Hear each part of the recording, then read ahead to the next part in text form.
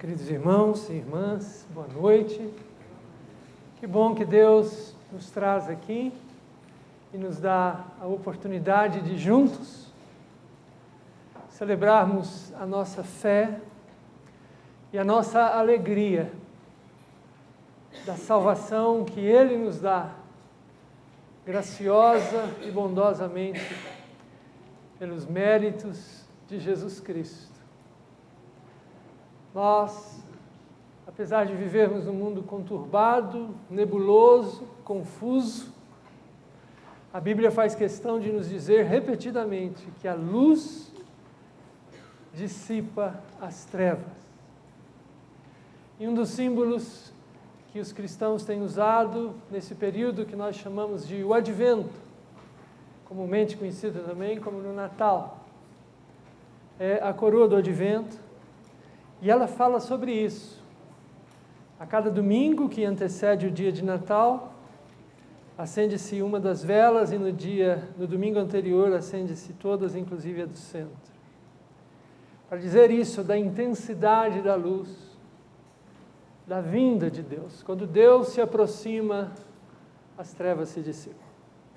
E para usarmos desse símbolo, eu vou convidar o Dino, a Andréia e a Gabriele para virem aqui à frente para nos ajudarem, acendendo uma das velas, a primeira delas, uma vez que hoje é o primeiro domingo do Advento. Convido a igreja a ficar em pé, podem vir aqui em cima mesmo.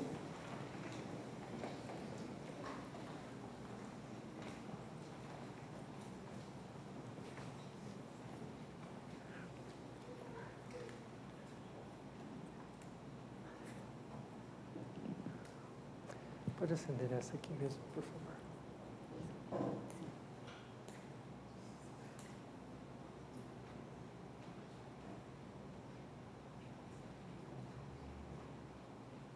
Isso, obrigado.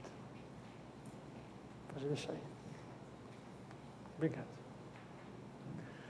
Vamos unir então as nossas vozes e louvar juntos a Deus com o hino Ó vem, Emmanuel. Deus vem para estar conosco.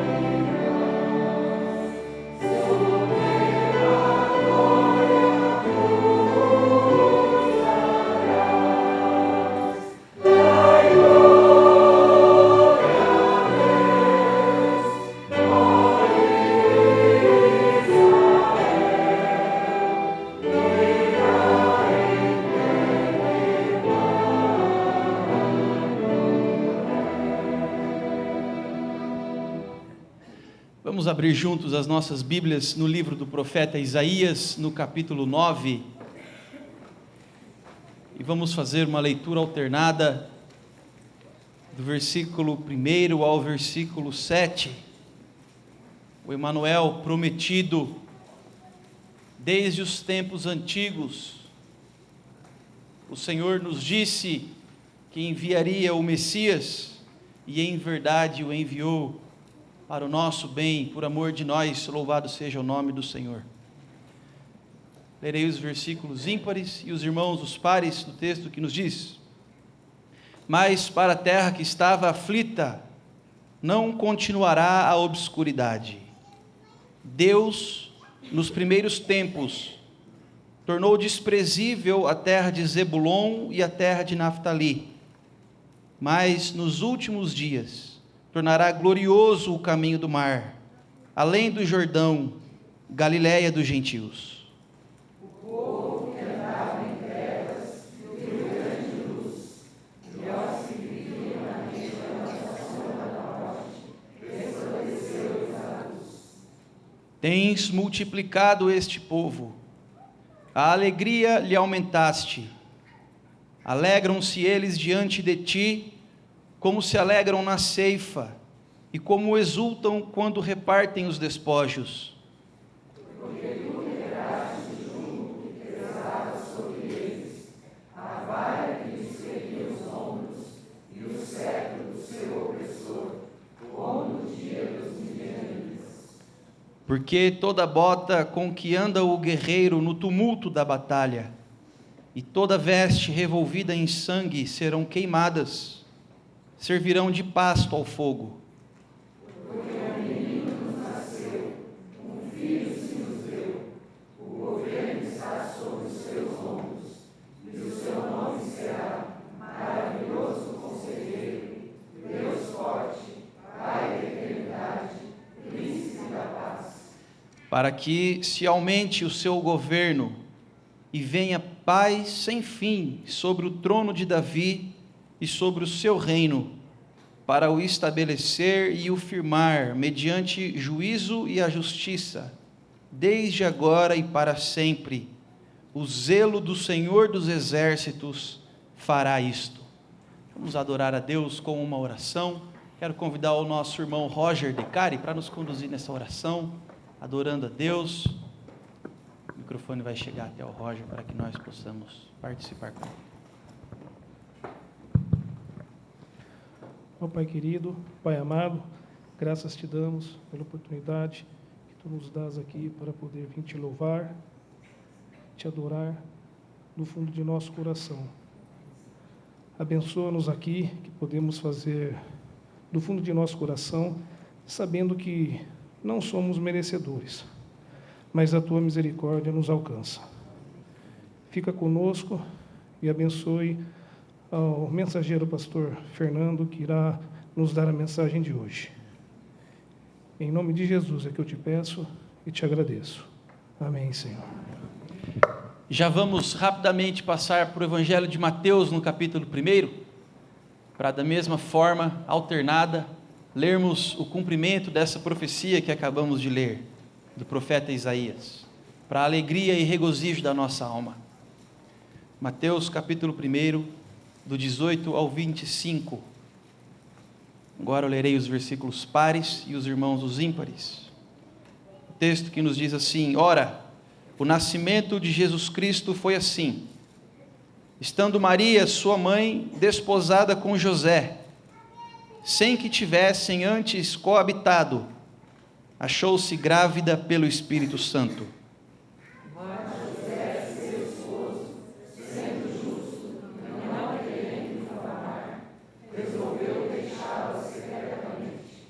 Enquanto ponderava nestas coisas, eis que lhe apareceu em sonho um anjo do Senhor, dizendo: José, filho de Davi, não temas receber Maria, tua mulher, porque o que nela foi gerado é do Espírito Santo.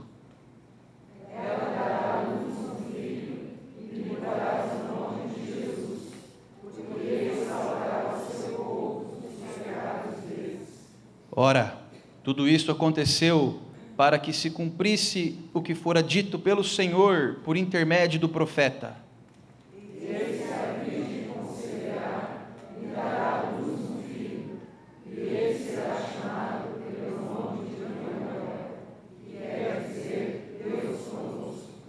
Despertado José do sono, fez como lhe ordenara o anjo do Senhor e recebeu sua mulher.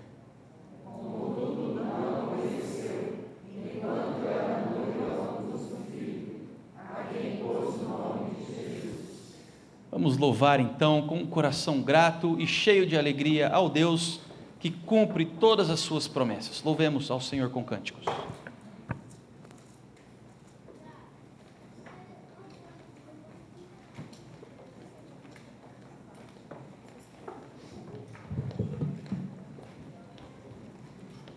Vamos nos assentar, e eu gostaria que nessa música, a letra dessa música, ela nos chama para orarmos, para falarmos com Deus, para pedirmos para que Ele quebrante o nosso coração, para que a gente ouça a voz dEle. Então, é uma música talvez um pouco nova, vamos fazer dessa música a nossa oração.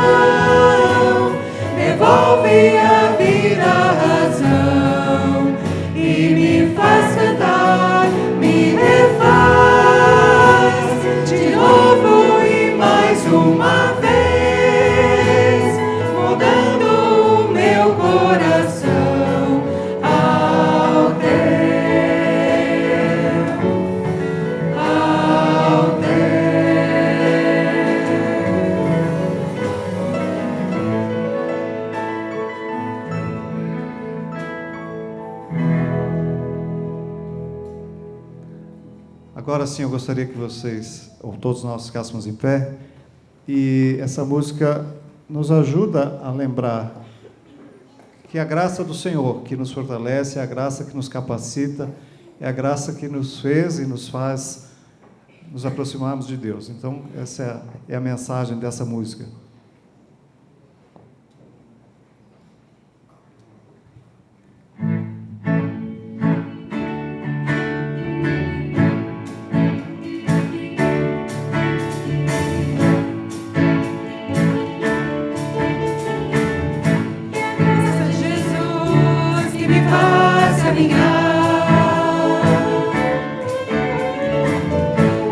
amor do Pai que me faz vencer. O poder do Espírito está sobre mim e me faz vencer, e me faz vencer. é a graça de Jesus Que me faz caminhar. é o amor do Pai Que me faz viver. O poder do Espírito está sobre mim e me faz vencer, e me faz vencer. Não há nada no mundo maior que o meu Deus. Todo o universo está em suas mãos. Ele é o Alfa e o Ômega. Os seus olhos de graça estão sobre mim. Ele se importa e me conhece bem. Ele é o Deus da minha vida. Não há nada no mundo maior que o meu Deus. Todo o universo está em suas mãos. Ele é o Alfa e o Ômega. Os seus olhos de graça estão sobre mim. Ele se importa, me conhece bem. Ele é o Deus da minha vida, da minha vida. Vida, vida, vida.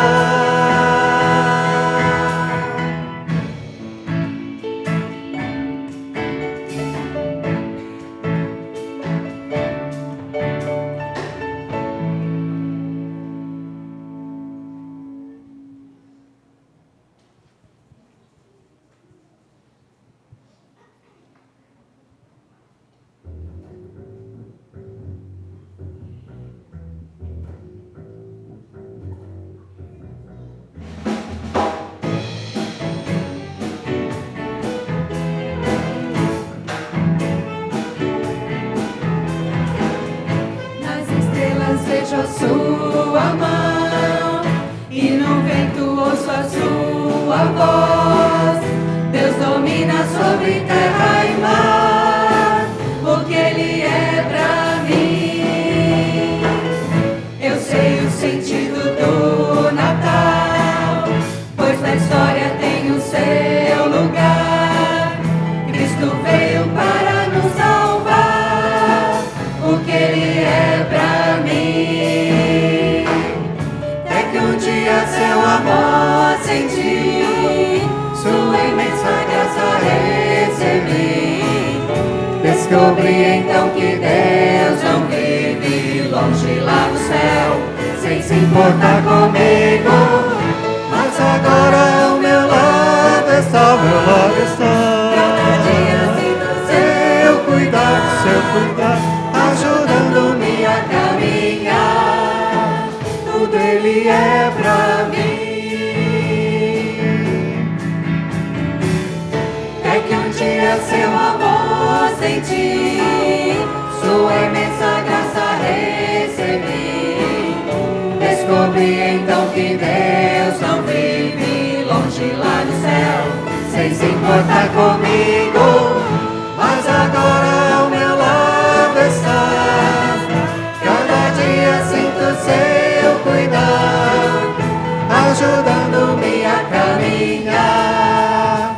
Tudo Ele é pra mim. Tudo Ele é pra mim. Tudo é Jesus pra mim.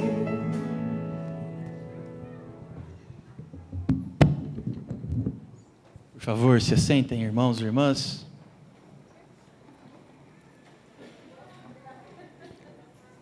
Descobri então que Deus não vive longe lá no céu, sem se importar comigo, mas agora ao meu lado está. Cada dia sinto o seu cuidar, ajudando-me a caminhar. Tudo Ele é para mim. Que a letra dessa música seja mais do que apenas um momento, mais um estilo de vida para nós. Nós podemos buscar agora a presença desse Senhor maravilhoso e presente. Em oração, cada um de nós tem esse direito que nos foi dado pelo sangue do Filho de Deus na cruz.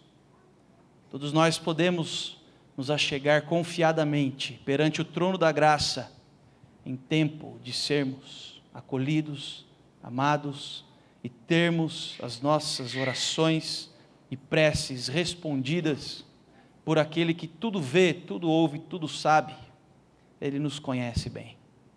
Oremos então silenciosamente durante alguns instantes, colocando os nossos pedidos de oração, confessando também os nossos pecados na presença maravilhosa do nosso Senhor Jesus.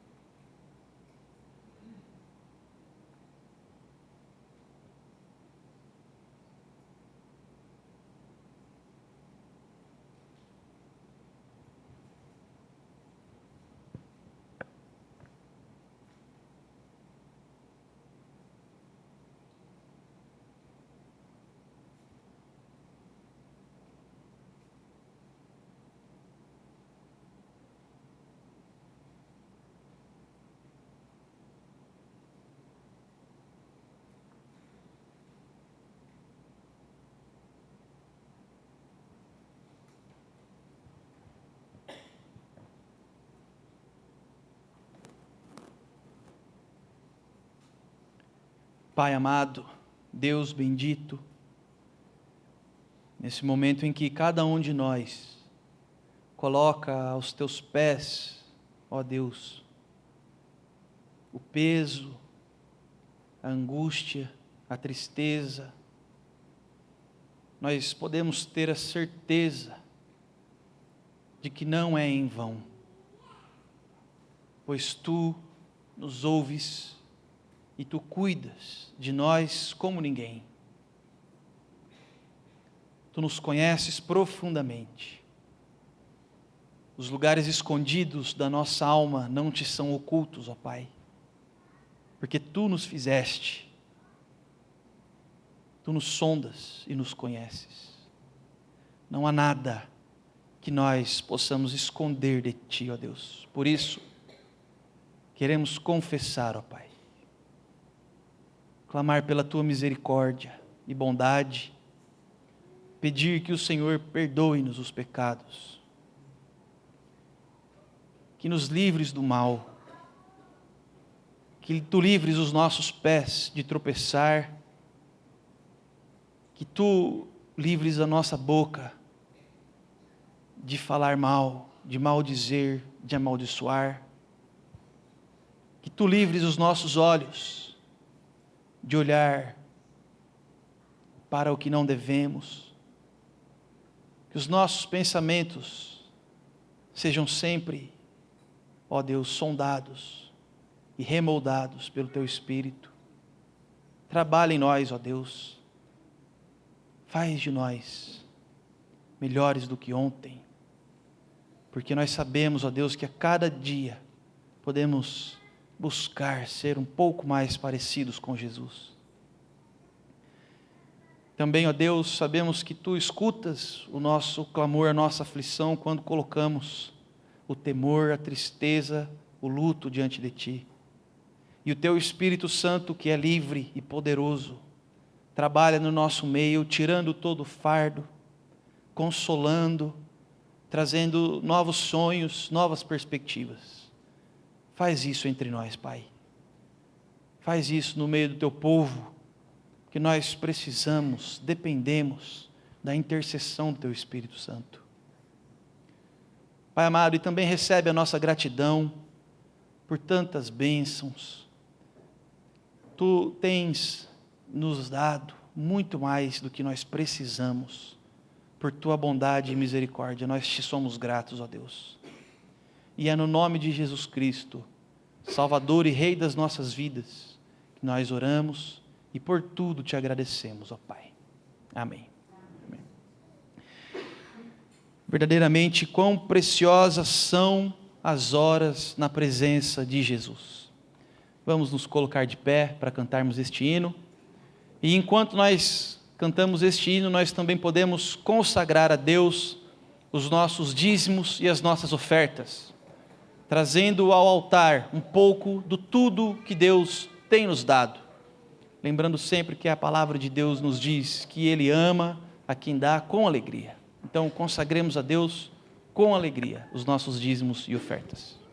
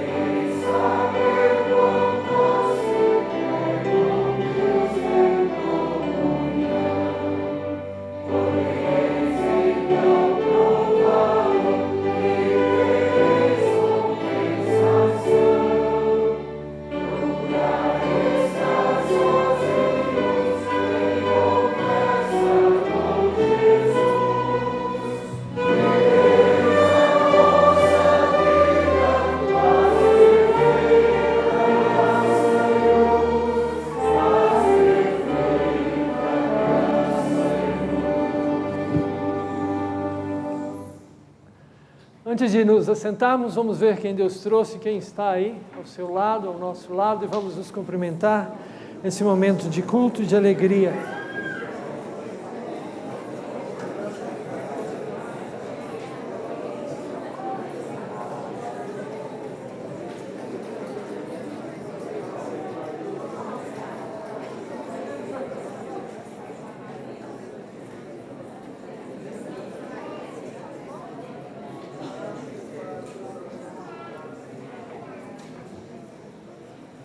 Sente-se, por favor.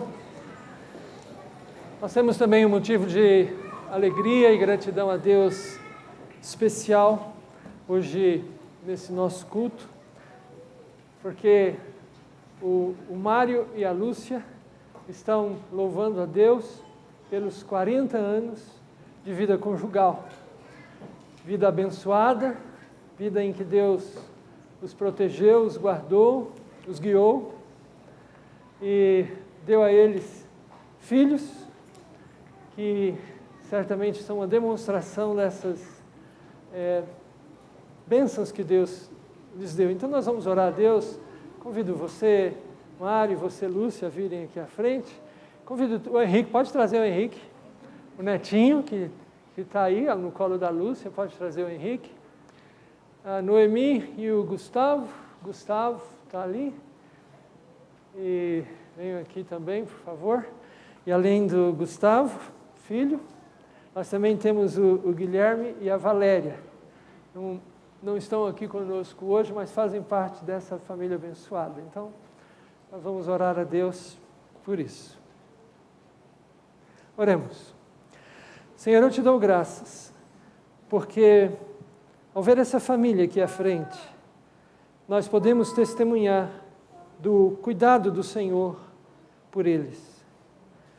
O Senhor tem diariamente concedido-lhes, ó Deus, amor, renovado sua alegria, sua conjugalidade, tem levantado quando estão abatidos, os tem guardado em todos os sentidos, tem abençoado esse casal com filhos.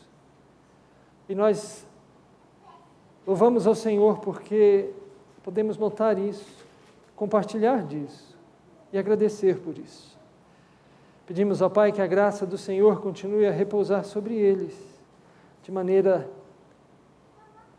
a guardá-los, a protegê-los e a encaminhá-los na luz da revelação de Deus, registrada nas benditas Escrituras Sagradas, e que eles possam usufruir ainda mais do Teu amor. Essa é a nossa oração em gratidão, em nome daquele que torna possível essa história, Jesus Cristo. Amém. Que Deus os abençoe.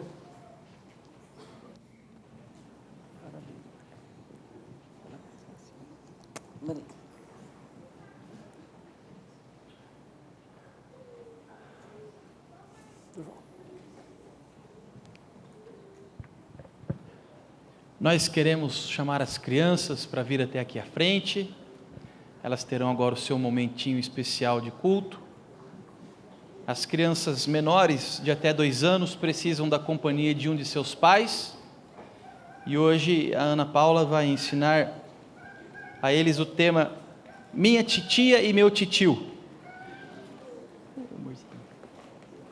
As crianças de 3 a 7 anos, elas ficarão com a missionária Renata e aprenderão sobre o tema Os Magos Visitam Jesus.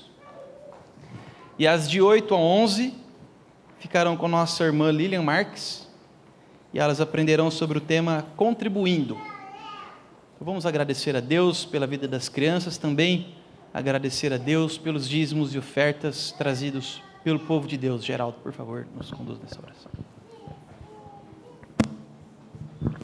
Senhor que estás no céu, muito obrigado por todas as graças que o Senhor tem nos dado. Muito obrigado pela vida dos pequenos que estão aqui, Senhor, e esteja junto com eles durante a palavra, Senhor. Amém. Senhor, muito obrigado por esses dízimos e ofertas e nos cuide e nos abençoe nessa próxima semana que se inicia o Advento. Em nome do seu Santo Filho, que eu peço e agradeço. Amém, Senhor. Amém.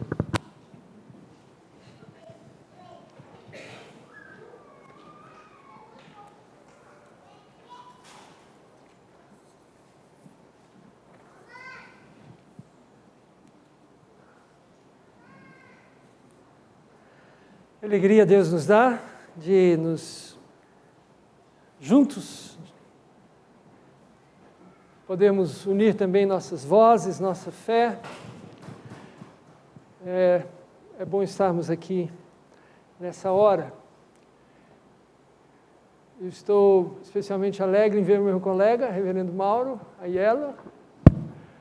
Ele, como conhece os truques do pastorado, não me ligou para dizer que estaria aqui, senão provavelmente seria o nosso pregador, mas ele sabe bem o que fazer e o que não fazer.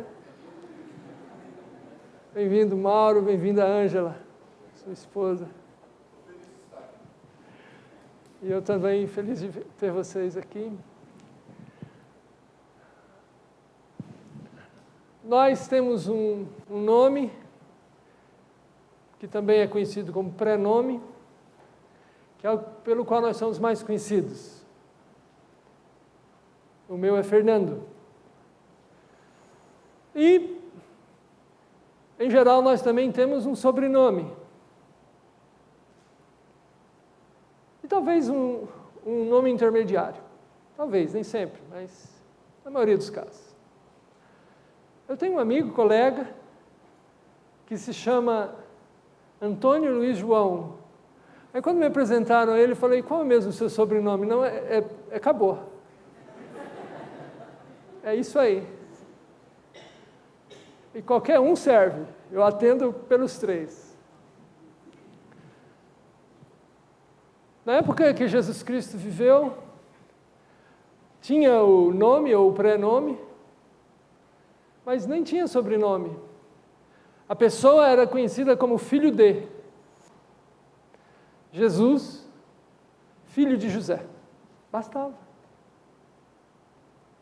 E na região, na vila, na aldeia onde essa pessoa vivia, todo mundo saberia quem é essa pessoa.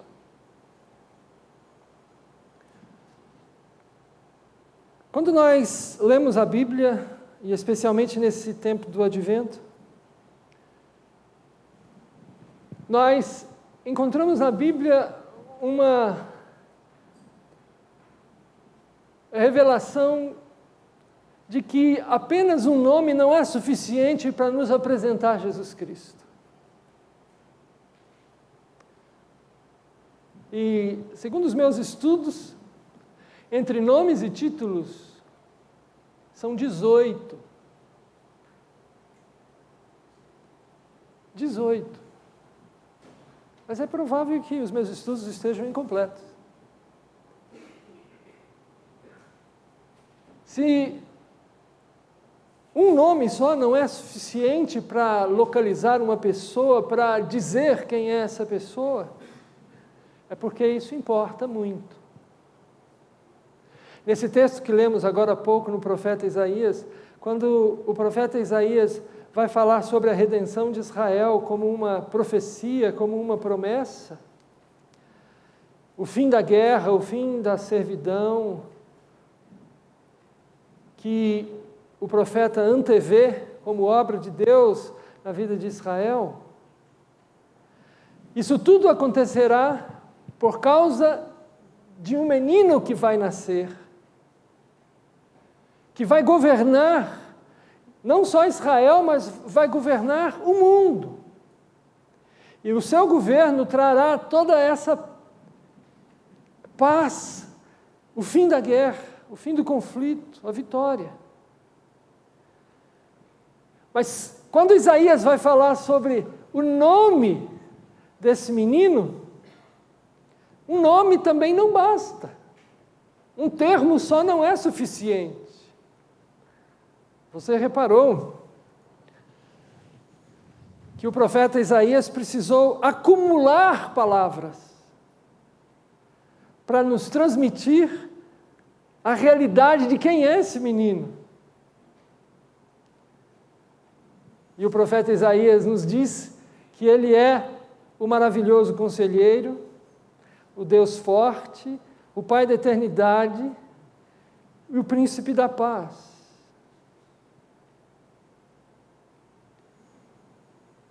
Para falar sobre Jesus Cristo, nós precisamos acumular palavras, porque poucas palavras não resolvem. E a Bíblia que nos ensina isso. E por isso a Bíblia é tão pródiga em conceder ao nosso Salvador nomes e títulos. Referências que são importantes para que nós o conheçamos. É tão fácil a gente encontrar pessoas, talvez até conversar com elas e perguntar, você sabe quem é Jesus? E ela, eu penso que sim. sei algo sobre ele. Mas muito básico, muito pouco. Mas Deus quer que nós sabemos mais. Por isso é que Deus nos fala tanto sobre ele.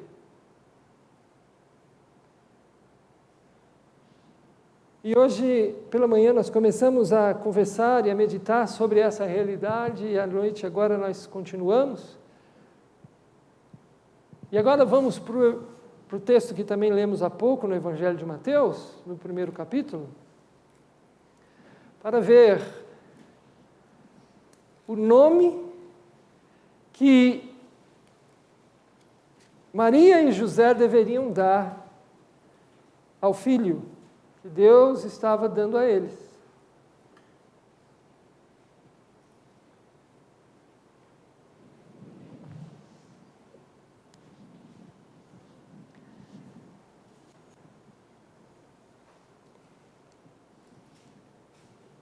Quando José soube que Maria estava grávida, ele preocupou-se muito com isso e começou a pensar em como ele ia resolver aquela situação sem expor a sua esposa, que já estavam em compromisso para casamento. Como é que ele iria dar um jeito dentro da ideia dele, dentro da concepção dele, resolver aquela situação?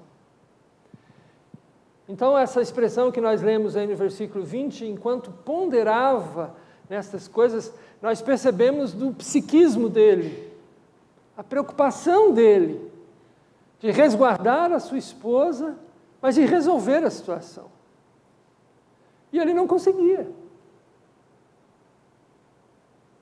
Então, Deus enviou o seu mensageiro para conversar com ele, para falar-lhe, e o anjo do Senhor resolveu o problema dele. Ele disse: não temas. Não temas. Deixa de lado o seu medo. Pode receber Maria por tua mulher. Ela não te traiu. O que nela é gerado é a obra de Deus, o Espírito Santo de Deus. Ela dará à luz um filho, e você colocará o nome nesse filho de Jesus. Porque ele salvará o povo de Deus dos seus pecados.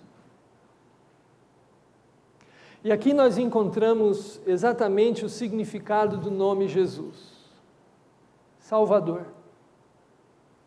Jesus é um nome grego, que traduz um nome hebraico, Josué.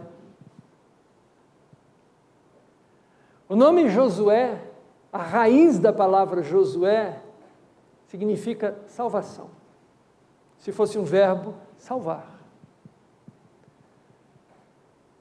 E a consoante inicial do nome Josué, em hebraico, refere-se a Deus, Yahvé. Josué, Salvador. Jesus, o Salvador.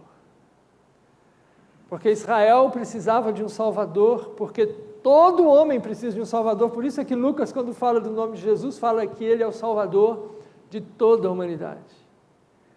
Não importa quem seja, a qual tribo pertença, Jesus tem salvação a oferecer. Esse é o significado do nome Jesus. Por isso, ele não poderia se chamar Tiago, Pedro, Augusto. Ele só poderia se chamar Jesus. Por isso, o anjo foi minucioso o suficiente. Segundo o evangelista Lucas, ele já tinha dito isso a Maria. Mas, como na cultura deles a responsabilidade de dar o nome era do homem, ele também falou isso a José. Porque José seria, diante da sociedade, o pai da criança. Tanto é que quando você lê os evangelhos, Em um instante, a narrativa do Evangelho diz que Jesus é filho de José. As pessoas o enxergavam assim. Jesus é o seu nome, porque Ele é o Salvador. Porque Ele salva o povo de Deus dos seus pecados.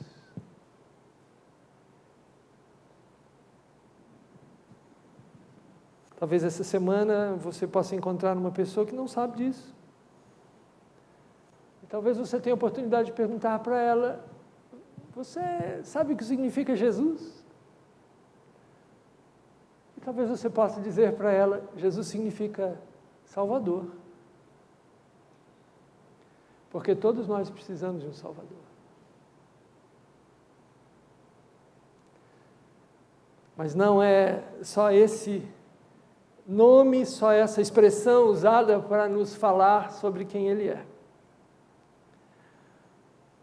O título Cristo, que novamente é uma palavra grega que traduz uma palavra hebraica. A palavra Messias, que é o ungido. E quando nós lemos o Antigo Testamento, nós percebemos claramente que Deus escolheu pessoas para que o Espírito de Deus, de forma especial, trabalhasse na vida dessas pessoas para que elas conduzissem o povo de Deus. Essas pessoas eram ungidas. Predominantemente, o veículo que simbolizava a unção de Deus, a presença especial de Deus na vida dessas pessoas era o óleo, mas não exclusivamente, predominantemente.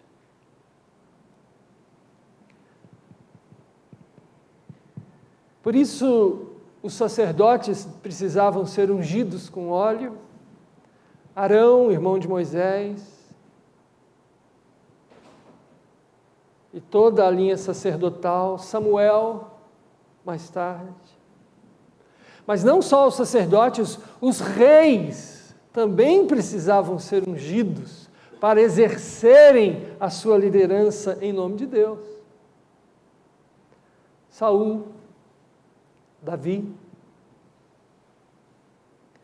mas também os profetas eram ungidos pelo Espírito de Deus. Veja, por exemplo, Moisés, veja Elias. Todos esses manifestaram que tinham recebido de Deus uma unção para uma tarefa.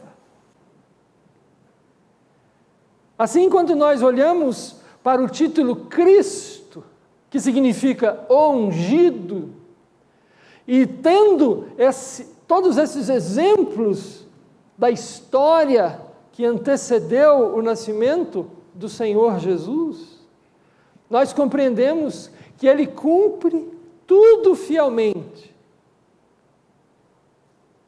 Ele é sacerdote, Ele é rei e Ele é profeta. E esses ofícios para os quais Ele veio ao mundo, para revelar e liderar, em nome de Deus.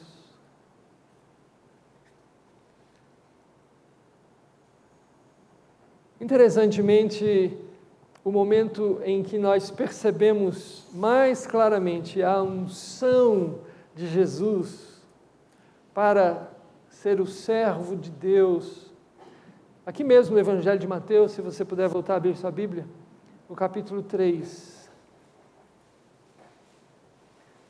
Mateus 3, nós vemos nos versículos 16 e 17 que, batizado Jesus, saiu logo da água, e eis que lhe abriram os céus, e viu o Espírito de Deus descendo como pomba, vindo sobre ele.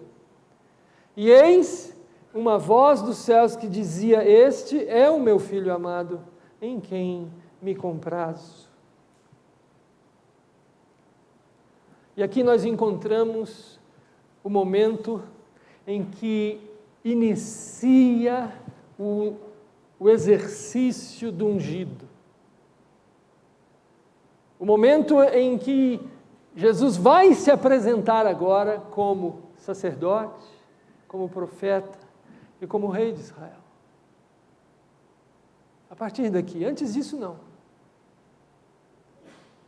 Aqui, nessa confluência das três pessoas da divina Trindade, onde o Filho, o Espírito e o Pai estão juntos,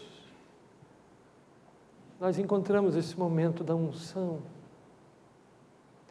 Esse assunto é muito importante na Bíblia. É muito importante.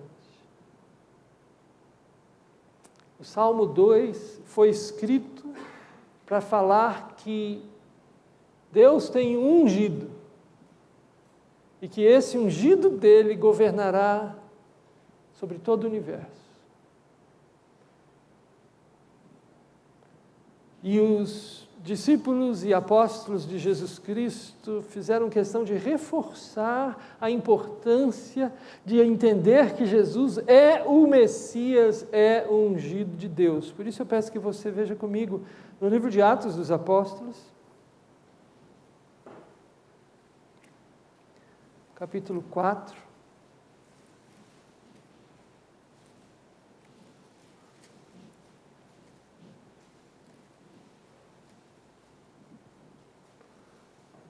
Nós vemos no versículo 27, Atos 4, 27.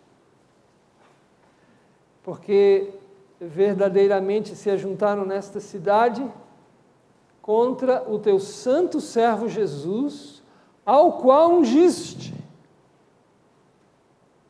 Herodes e Pôncio Pilatos, e gentios e gente de Israel. Portanto, os apóstolos tinham uma convicção plena da unção, da messianidade, que Jesus era de fato o prometido, que Deus havia garantido que enviaria para redimir Israel. E mais um pouquinho à frente, aqui mesmo em Atos, capítulo 10, novamente a ênfase na unção de Jesus Cristo, Atos 10, 38. Melhor dizendo, vamos começar no 37. Vós conheceis a palavra que se divulgou por toda a Judéia, tendo começado desde a Galiléia, depois do batismo que João pregou. Como Deus ungiu a Jesus de Nazaré com o Espírito Santo e com poder, o qual andou por toda parte fazendo o bem e curando a todos os oprimidos do diabo, porque Deus era com ele.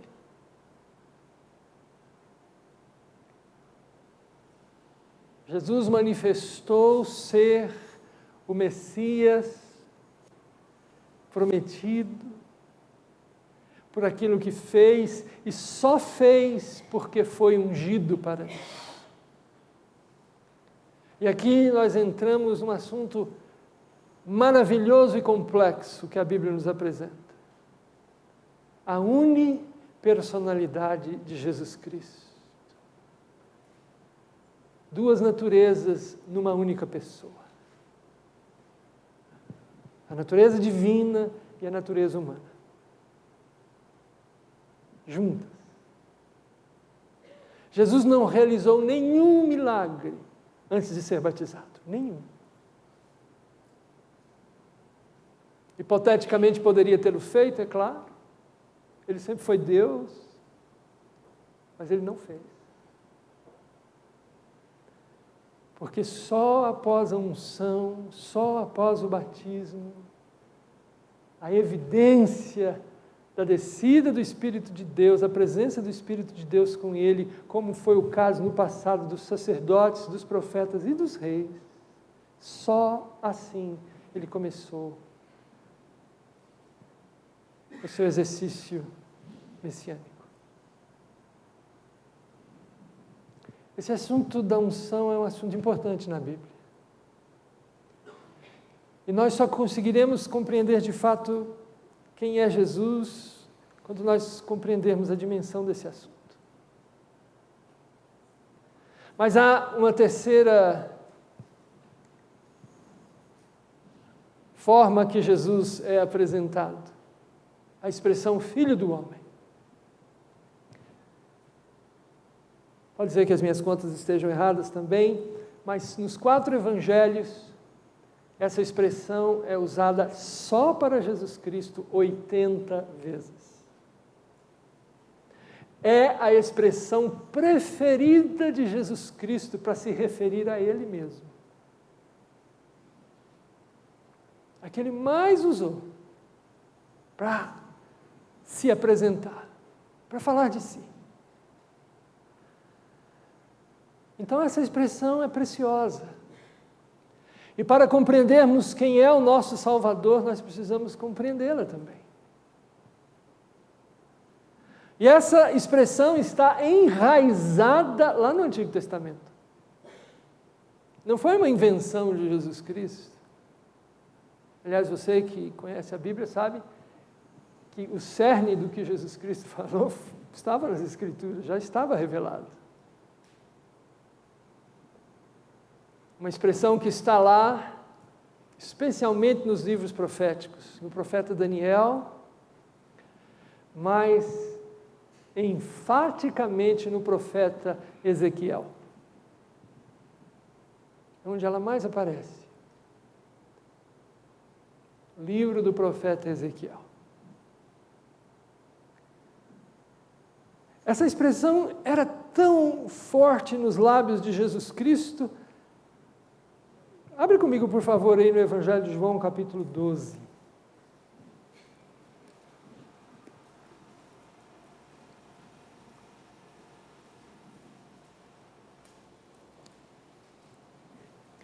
E veja, no versículo 34, João 12, 34, replicou-lhe, pois, a multidão: nós temos ouvido da lei que o ungido permanece para sempre. E como dizes tu ser necessário que o Filho do Homem seja levantado? Quem é esse Filho do Homem?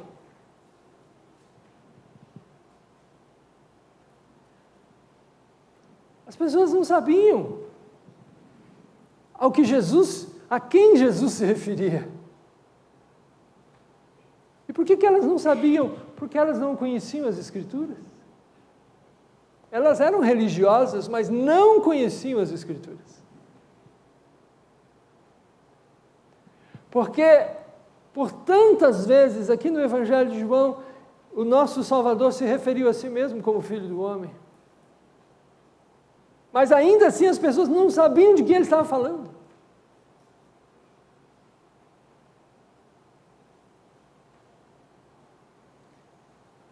E essa expressão merece um estudo aprofundado. Talvez você possa pegar a sua Bíblia e ler os Evangelhos e marcar quantas vezes essa expressão aparece.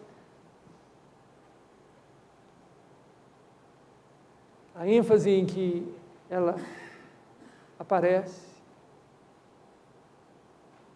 Mas eu gostaria de trazer 3 ênfases que Jesus Cristo nos dá ao se apresentar a nós com essa expressão Filho do Homem.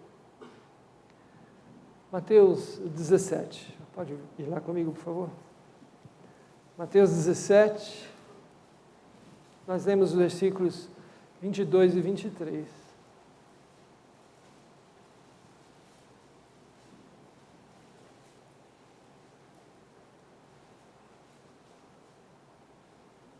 E reunidos eles na Galileia, disse-lhes Jesus: o Filho do Homem está para ser entregue nas mãos dos homens.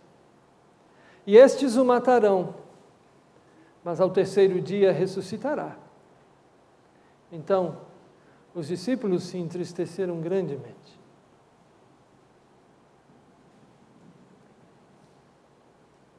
Aqui, Jesus Cristo usa a expressão Filho do Homem para falar da realidade e da razão dos seus sofrimentos, da sua morte e da sua ressurreição. Ele é o que foi prometido para vir ao mundo, para fazer o que nenhum outro homem conseguiria fazer. Por isso a expressão Filho do Homem em geral aparece com F maiúsculo e com H maiúsculo na maioria das nossas versões. Porque é uma expressão messiânica.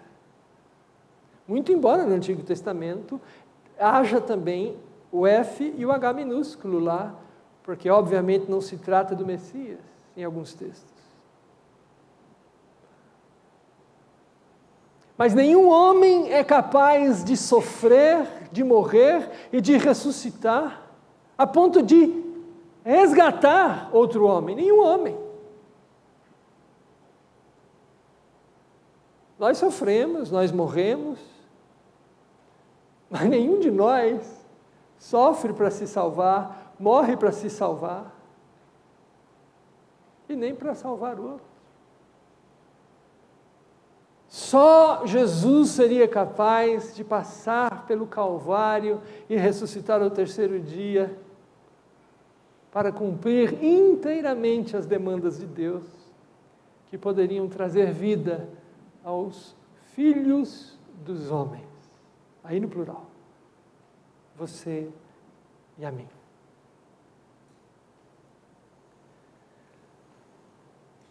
Há uma segunda citação, aqui mesmo em Mateus, capítulo 16, que também nos ajuda a compreender por que a Bíblia nos apresenta o nosso Salvador com essa expressão Filho do Homem. Mateus 16, versículos 27 e 28, onde lemos: porque o Filho do Homem há de vir na glória de seu Pai com seus anjos, e então retribuirá a cada um conforme as suas obras.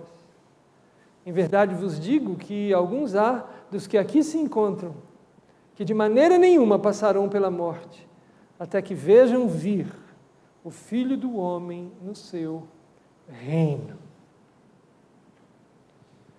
E aqui nós encontramos um ensino sobre o governo completo de Jesus Cristo, a sua vitória, um ensino também escatológico, onde nos diz que no fim de toda a vida e no fim da história, lá estará o Filho do Homem.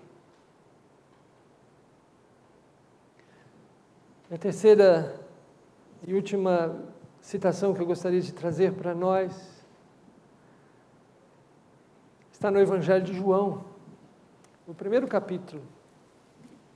Vamos voltar a ele.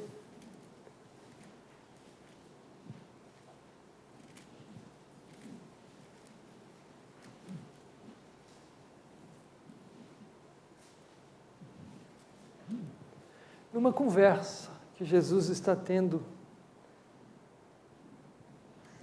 com Natanael.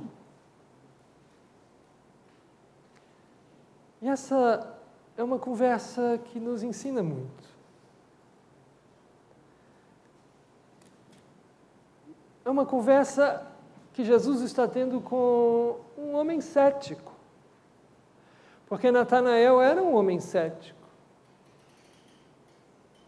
Natanael era aquele que achava que não havia o homem perfeito, e se houvesse um homem parecido com um homem perfeito, por certo, não seria um galileu.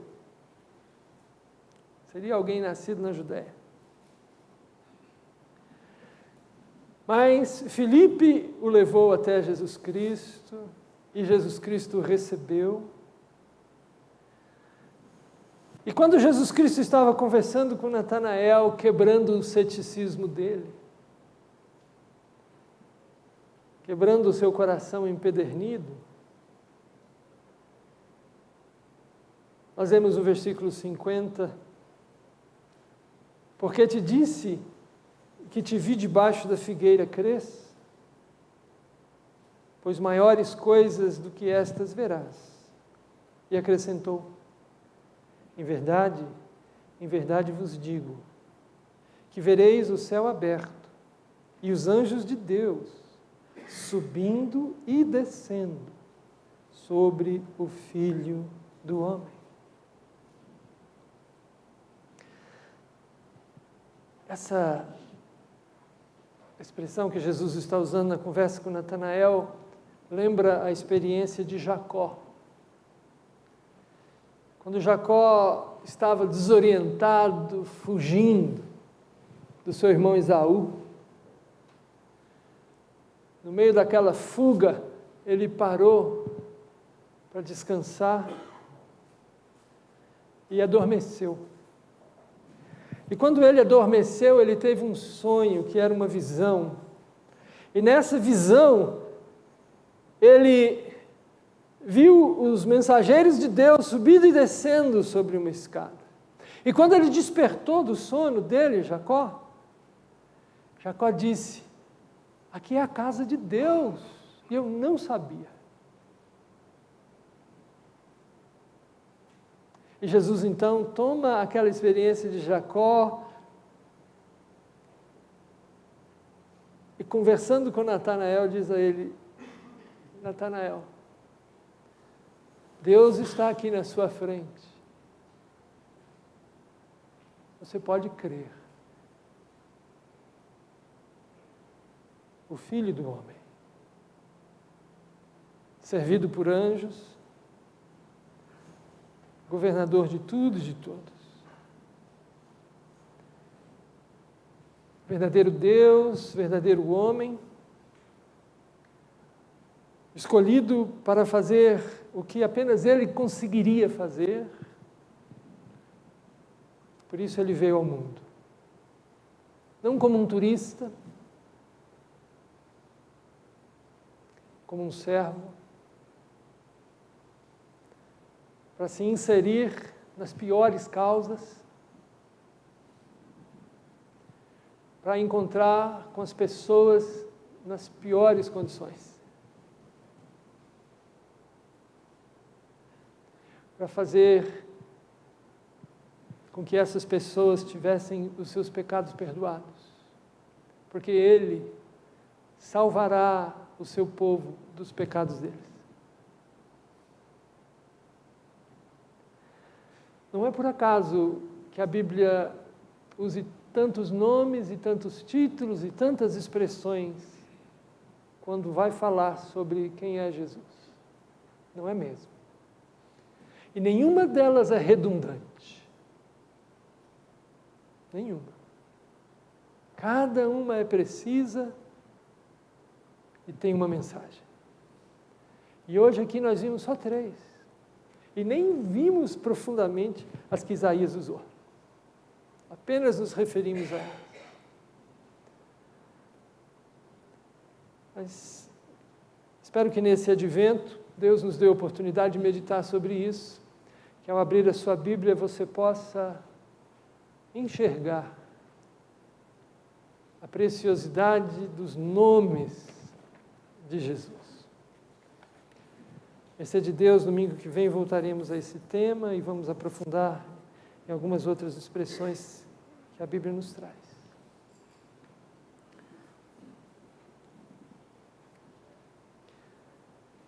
Vamos louvar a Deus novamente, juntos, em silêncio, toda a carne. Convido você a se colocar em pé e unirmos nossas vozes em louvor a Deus.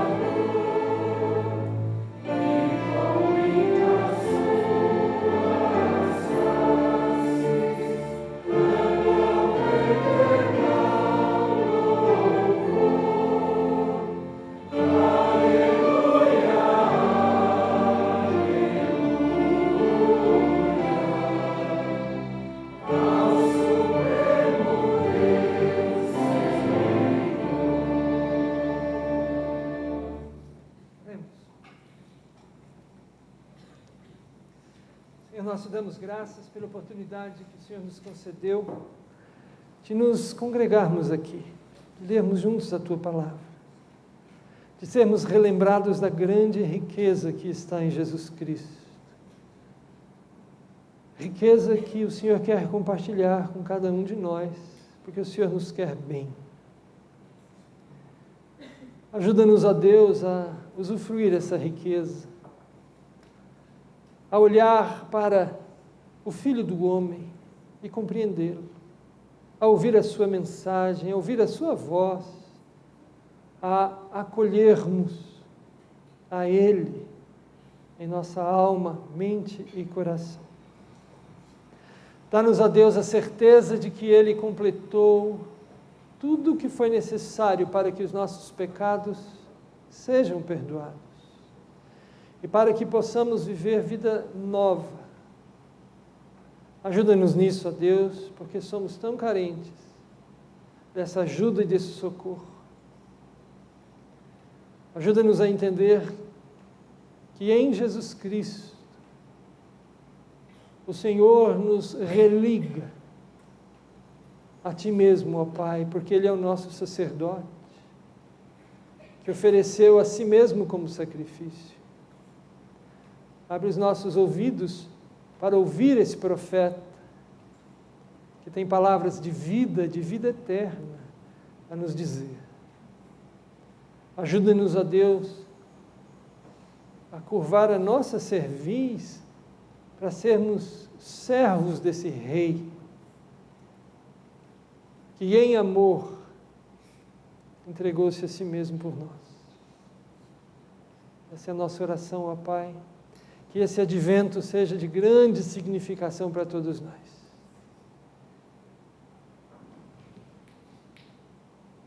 Que o amor de Deus, que a graça do Senhor Jesus e que a comunhão do Espírito Santo repouse e permaneça assim sobre cada um de nós, para a glória do Deus bendito, Deus trino e eterno. Amém.